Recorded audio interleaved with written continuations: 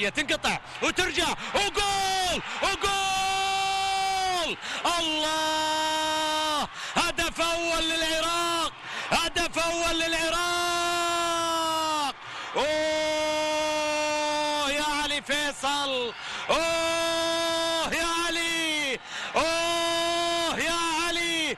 فيصل يضع حدا وفيصل للعناد اليمني طيلة المباراة ويسجل الهدف الأول للعراق. ارتفعت الرايات العراقية، ارتفعت الرايات العراقية في المدرجات احتفالا واحتفاء بالهدف الأول في المباراة. شوف الكرة مرة ثانية واصلة لعلي، علي ما يكذب خبر، علي ما يكذب خبر. عياش حاول قدر في النهاية ركلة جزاء، وقلت بأنه الأمور لن تقف عند هذا الحد حينما سجل المنتخب العراقي. من الطبيعي أنه بعد الهدف المنتخب اليمني يفتح ملعبه، من الطبيعي جدا المنتخب العراقي سيستفيد من ذلك.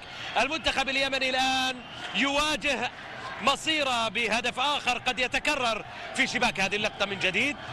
الحكم كان قريبا جدا من اللقطة الماضية، ولو أنها لقطة من الصعب أن تجزم بأنها ركلة جزاء، صعب أن تجزم وصعب أن تنفي في آن واحد. يعني يبقى معنا الزميل فريد علي بعد الاستوديو التحليلي للتأكد من قرار ركلة الجزاء إن كانت هناك ملامسة بالفعل أو لا. على أي حال الصورة التي أمامنا هي ركلة جزاء، الصورة التي في أرضية الملعب، لا أتكلم عن صورة الإعادة. وبالتالي من يفصل في ذلك هو فريد علي، لكنني أتحدث الآن عن لقطة موجودة لمصلحة المنتخب العراقي الذي يتواجد عند نقطة الجزاء. علي فايز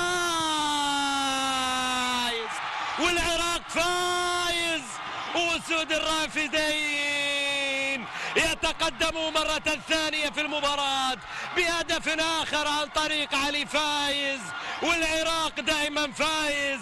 هدف ثاني من علي، علي يسجل الكرة في الشباك، علي يضع الكرة في الشباك. هدف ثاني للمنتخب العراقي. يا سلام يا علي، بكل هدوء بكل روية يضع الكرة في المرمى في منتصف المنتخب العراقي. الكرة على الجهة اليمنى، محاولة مرور ممتازة. يا سلام،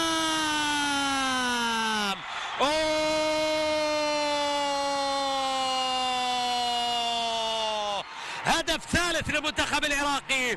العراق بزيارة ثالثة للشباك اليمنية. الله، مهدي كامل حط الكرة في الشباك مسجلا ومعلنا معها عن هدف ثالث للمنتخب العراقي. شوف الكرة مرة ثانية، مهدي عدى، مهدي عدى، مهدي عدى وتقدم ومر، والكرة إلى تسديدة إلى